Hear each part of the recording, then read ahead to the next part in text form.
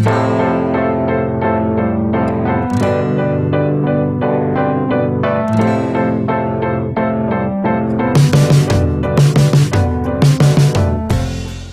morning, everyone. I'm Megan Culliff, along here with Scott Micklin. Good morning. It is Monday, August 31st. It is. The last day, another month gone. Oh.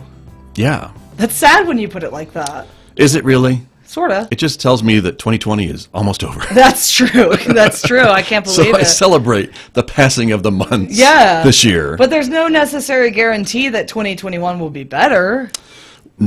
Thanks for that, but we'll hope that it will it's be. Like an arbitrary How can it finish be worse? line. But I don't. Ooh, don't say that. Yeah, I don't know. Anyway, we're at week 20. What are we? 3, 4, 5? 5.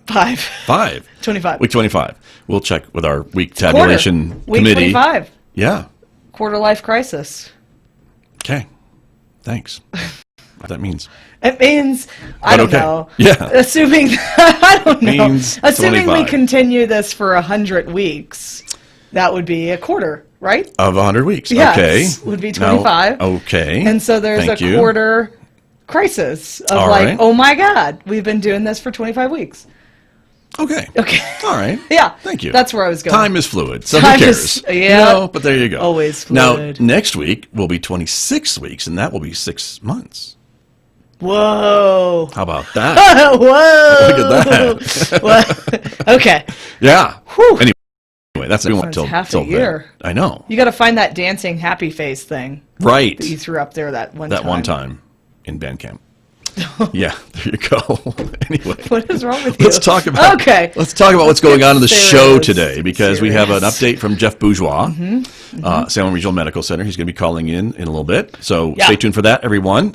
And also, we're going to hear from Bart Wilsey with the Farmington Museum, because part of the governor's new public health order allows museums that have static displays to reopen at a bit lower capacity. So we're excited to talk to him. Static displays. Well, they're not like touchy-feely, because you don't want that during COVID. But if you just have a static display, like look at the rug behind you, that you can do, you can do that. See, you can do that in a COVID-safe way, according to the governor. So we're going to talk to him. Cool. So there you go. Anyway, and welcome back, by the way. We missed you on Thursday. Thanks. Yeah, I was on assignment. Yeah, you were. So excited to hear what you found out. So on assignment. So good. Yeah. But good to have you back. Llamas. Nice. That was the update, but we'll wait. Okay. Looking forward to it. We have a Facebook post, week 25. Right. So we actually got it confirmed. Week 25. Thank you very much. So there you go. Good. It's confirmed on Facebook, so it has to be true. Has to be. Uh-oh. Has to be true. Let's not play that game. There you go. Let's see. Testing. Schedule here this week. It's all at San Juan College, everyone, if you need a test. Again, the Department of Health is offering tests today, tests for this morning, 7 to 8, and tomorrow, September 1st, they'll be in the evening from 6 p.m. to 7 p.m. Thursday, they'll be in the evening on September 3rd from 6 p.m. to 7 p.m. And on Friday, September 4th, back in the mornings, 7 a.m. to 8 a.m. here at San Juan College. And again, the Department of Health asks that you register before you arrive, and you can do that at the website cvtestreg.nmhealth.org, or you can call 327-4461. Cool. So there you go. We have someone on the phone. Excellent. So should we go to the phone? Yeah. Okay, very good. Good morning. You're on KSJE. Thank you for calling in this morning. Hey, good morning, Scott. This is Jeff Bourgeois. Jeff Bourgeois, President and CEO of Salem Regional Medical Center. Thank you for calling in, Mr. Bourgeois. We appreciate that. And give us an idea and an update, if you would, on conditions at our local hospital this week. Well, thank you, Scott, and good morning. Things have really settled down, as we mentioned in the past few weeks.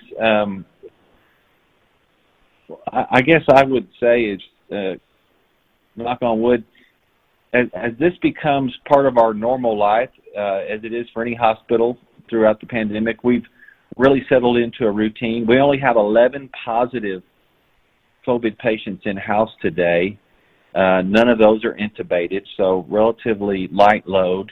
And some really encouraging news as I look at a report that we put out around the daily test results.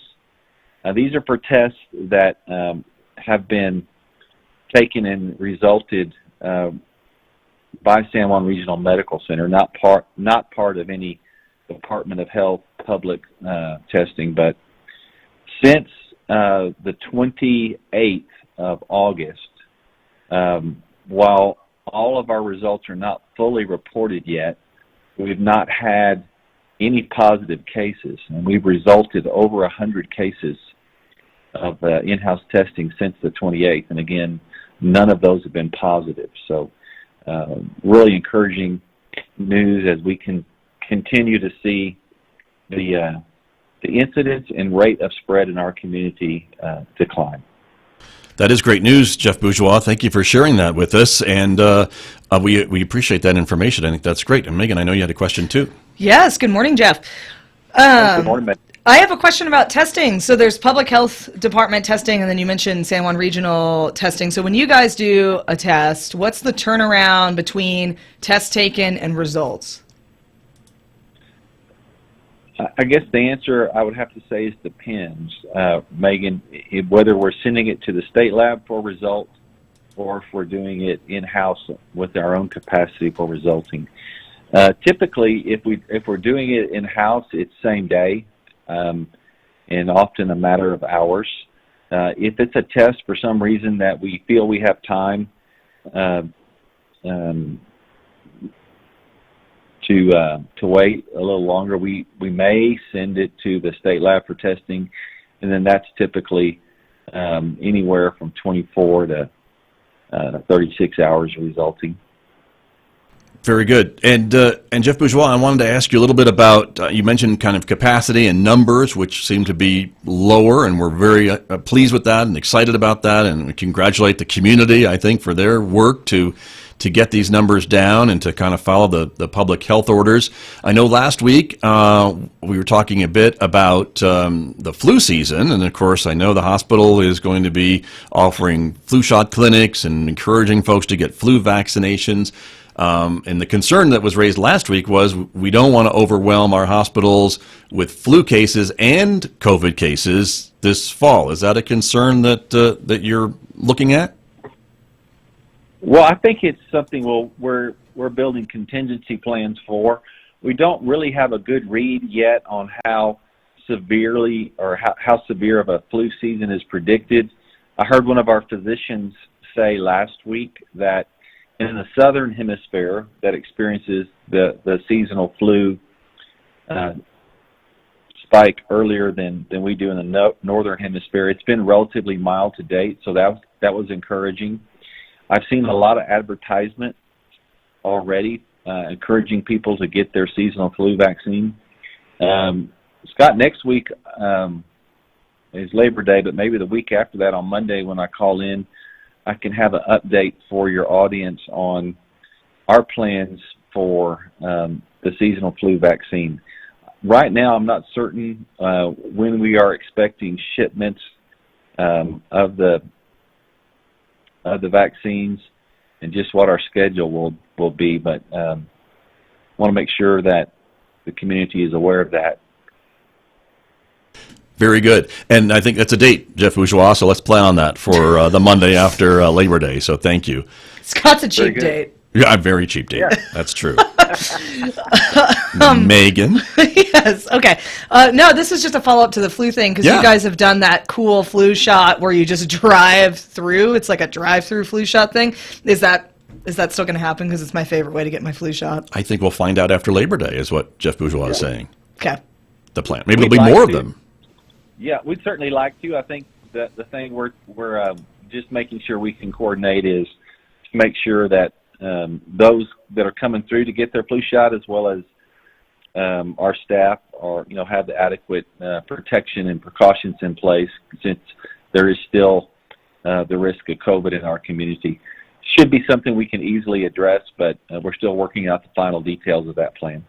All right. Well, Jeff Bourgeois, we will talk with you in a couple of weeks, and we appreciate the update and the encouraging news that you share about numbers at our hospital. And again, I think the community is doing the work of trying to keep these numbers down by following all the public health guidelines. So I think we just keep going, doing what we're doing. That's what we need to do, Scott and Megan. Thank you very much. All right. Thank you. Thank you very much.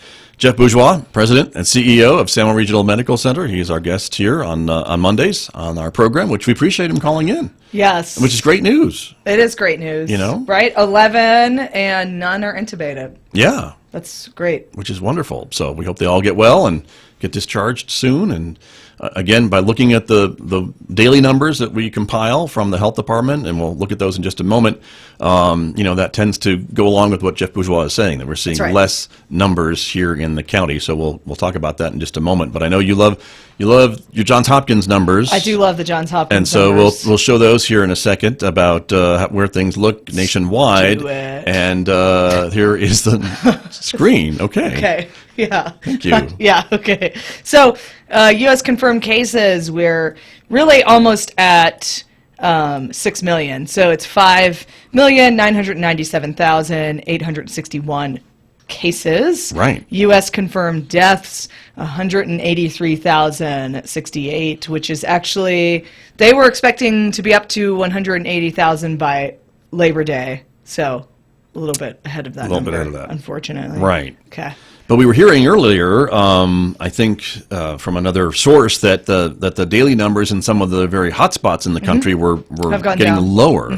Still high, but Still lower at than what they... 40,000 a day, roughly. Right. But lower. Down from maybe 60,000 a day. Yeah. So we're, I guess, encouraged by those trends and where they're going. We hope that they keep going in that direction.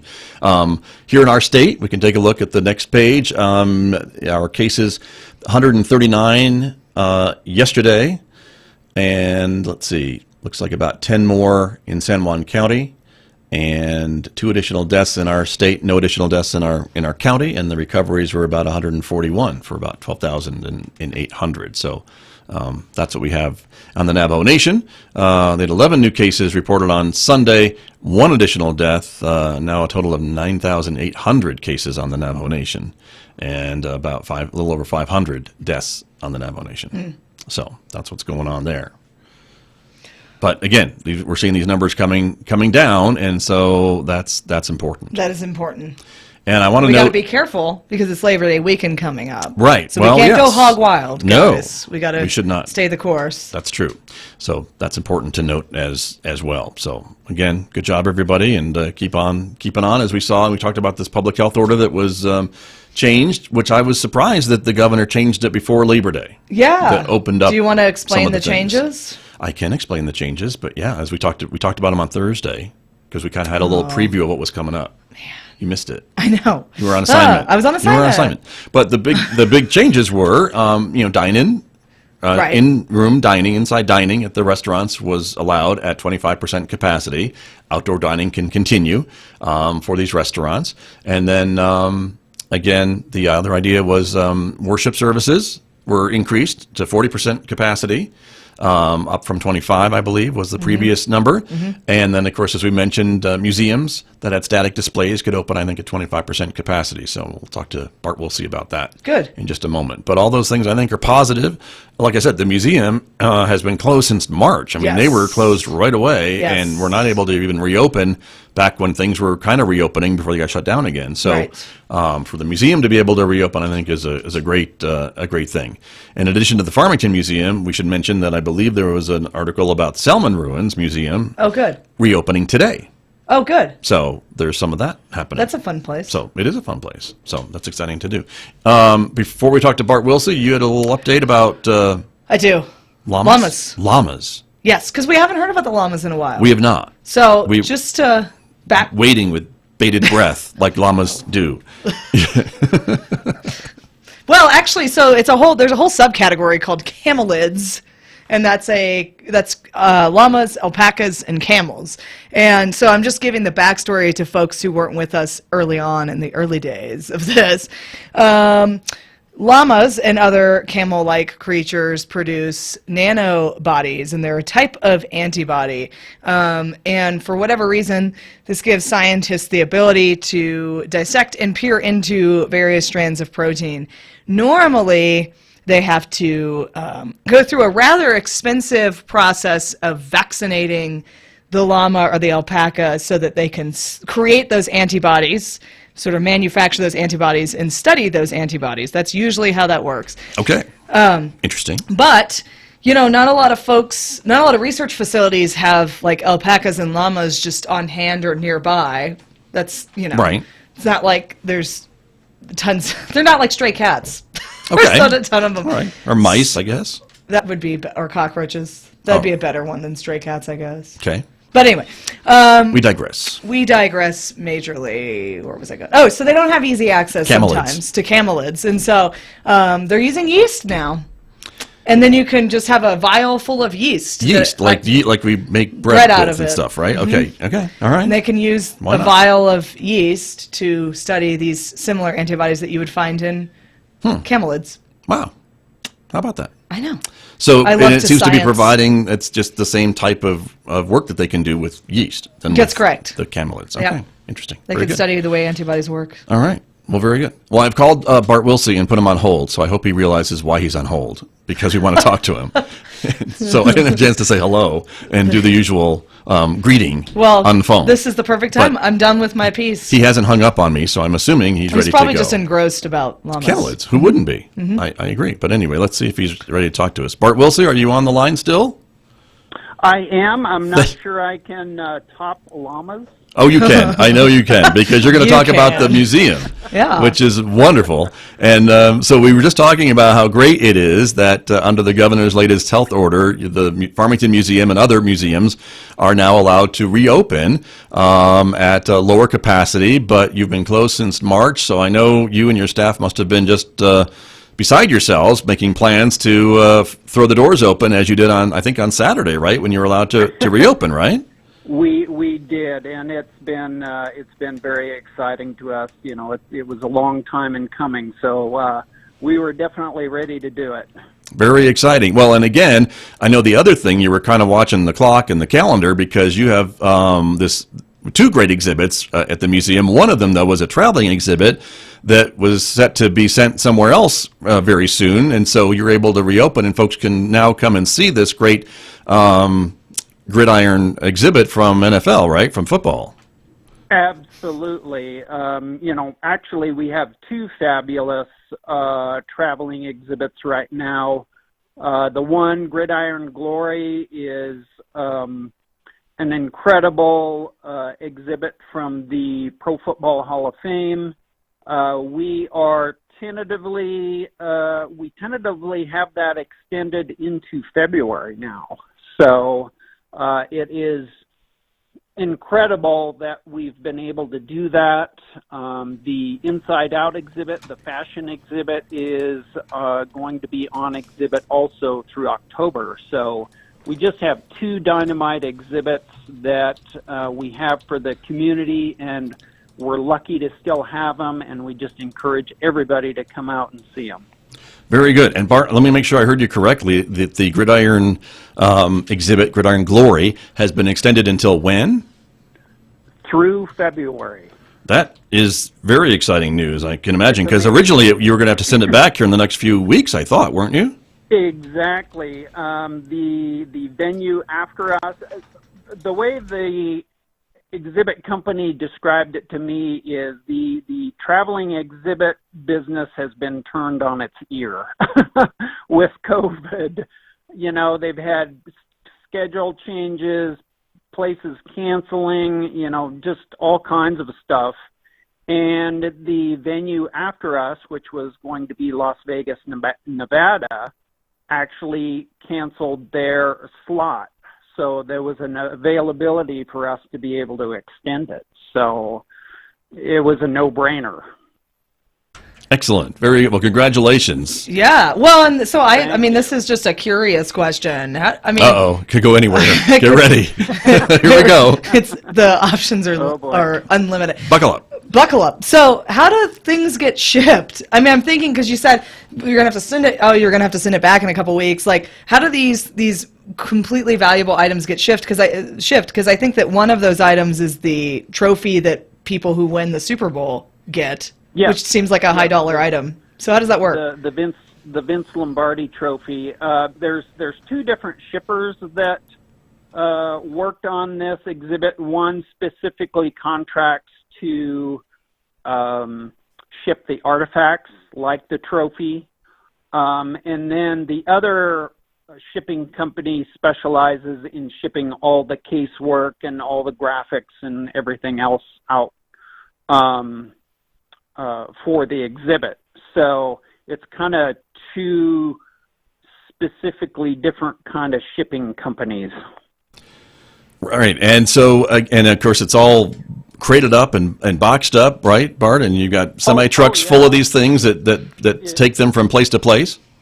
Yeah, actually, the Gridiron Glory came in 5 semis. Wow. Yeah. That's a lot of packing peanuts. That is a lot of stuff. Yes. That is a lot of peanuts. No, they actually don't use peanuts, but right. A lot of something else. Blankets. There you go. Very true. Well, again, it's very exciting. So again, folks have an opportunity to see these great exhibits, Bart Wilsey, and again, the Gridiron Glory is going to be there at the museum now till February. And your hours are they changed a little bit from before? What are your new operating hours? Well, they are changed. We're basically shifting some hours from the week into the weekend so that to the times that people hopefully can be able to visit the museum. We're actually going to be closed Tuesdays and Wednesdays now, but any other, so like Monday we're going to be open, today we're going to be open 10 to 5, Thursday, Friday, Saturday 10 to 5, and then Sunday we're open noon to 5.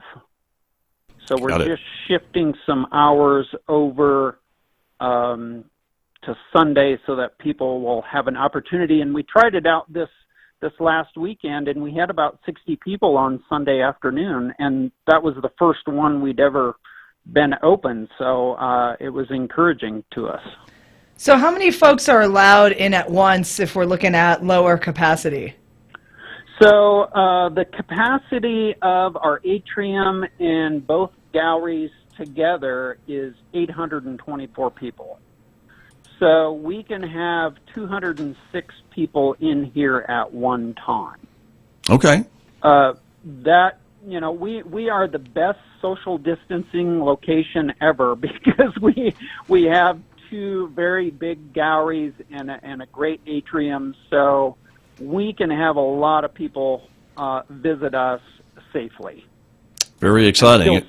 And still social distance. Right, you got room to spread out, which is terrific. Yep. And so again, and I do want to make sure we note that the Gridiron Glory exhibit, Bart Wilsey, is kind of an extra exhibit. Admission to the museum is free, but there is an admission charge to this particular exhibit to defray some of your expenses of having the Vince Lombardi Trophy and all the other things you've got on display there, right?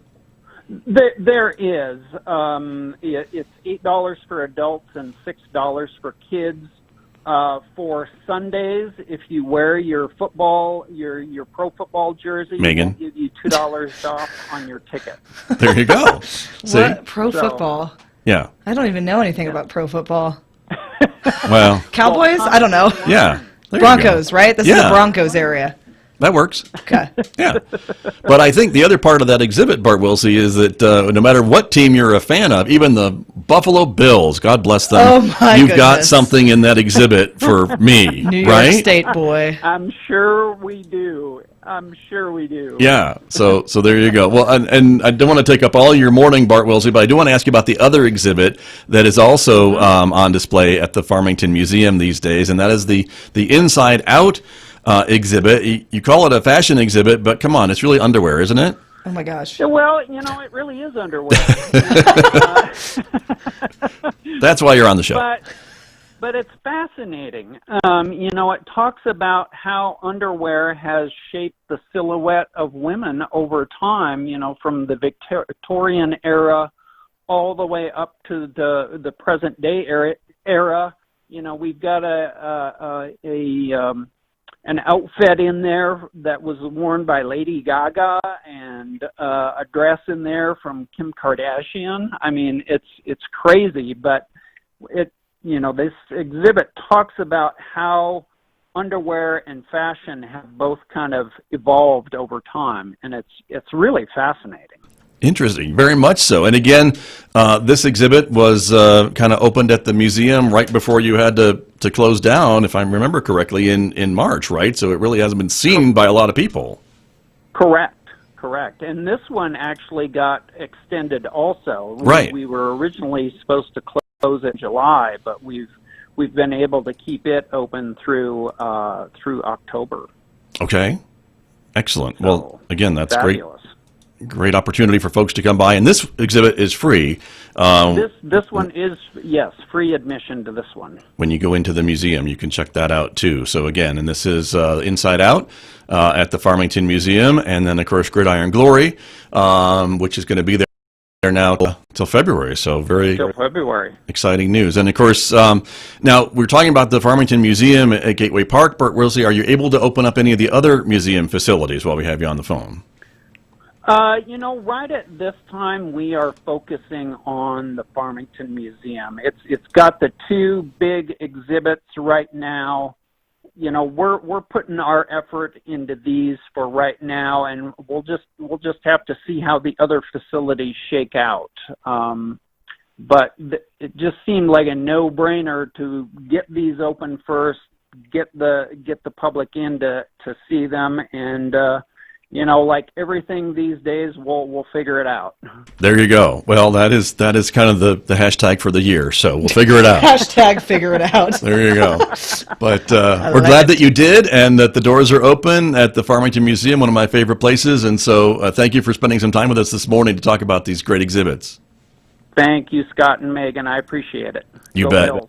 Yeah, there you Go go. Bills. Thank you. Thank you, Bart. That's Bart Wilsey, everyone, from the Farmington Museum here on our COVID-19 Community Information Program. And as we mentioned, again, Salmon Ruins reopening their museum today. So another opportunity for folks to check that out. And I imagine others will be coming back online here soon as well. So we're excited about that. Because, again, it kind of adds one more bit of normalcy to our lives. Yes. To be able to go to a museum and Yes. see these great exhibits. And eat in a restaurant. Like Yeah. that, I hope that museum admissions take off. Definitely. Maybe it's one of those things that it encourages more folks to go check out a museum that maybe wouldn't have otherwise. Exactly. I'm Who knows? a big fan of the Farmington Museum, a former board member of the Museum Foundation. So Of course you were. love the work that they do. Well, Board yes. member everywhere. But they do a great job. I love a good museum. And again, learning about our history and bringing in these cool things, these traveling exhibits, that you don't see. Where else are you going to see the Vince Lombardi Trophy? Right. Right?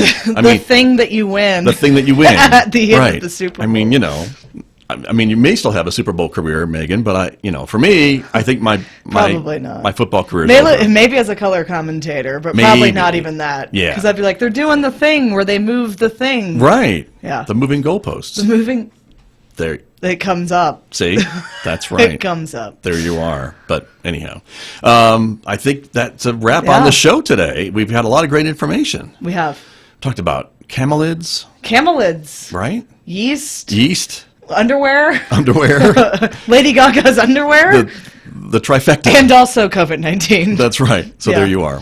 I don't think we can improve on this. We'll No. have to come up with something really good for Stop Thursday. on a good note. Yeah. Thursday's going to be great. We have Plasma Guy returning to us. From BPL Plasma, talking about Yes. the convalescent plasma treatments Yes. that are being talked about. So we're looking forward to that. Tim Yeah. Meir from BPL Plasma has a name, not Plasma Guy. No, I know, but I But I just know. like it. I know. A nickname. I'd be honored to be referred to as Plasma Girl during this year, especially. Right. Well, okay. We'll see what sticks. Could be that. Could be something else. Could be that. Could be anything else. Camelid girl. I don't know. Camel Girl. No. Okay. All right, everyone. We appreciate you joining us and sharing the program, because there is good, useful information in it, and we appreciate you tuning in on Mondays and Thursdays here at KSJE live at 9 a.m. and of course on KNMI at noon, and rebroadcast here on KSJE Radio at 5:06 every Monday and Thursday. So thanks for joining us, everybody. Have a great week. We'll see you back here again on Thursday at 9 a.m. Bye bye.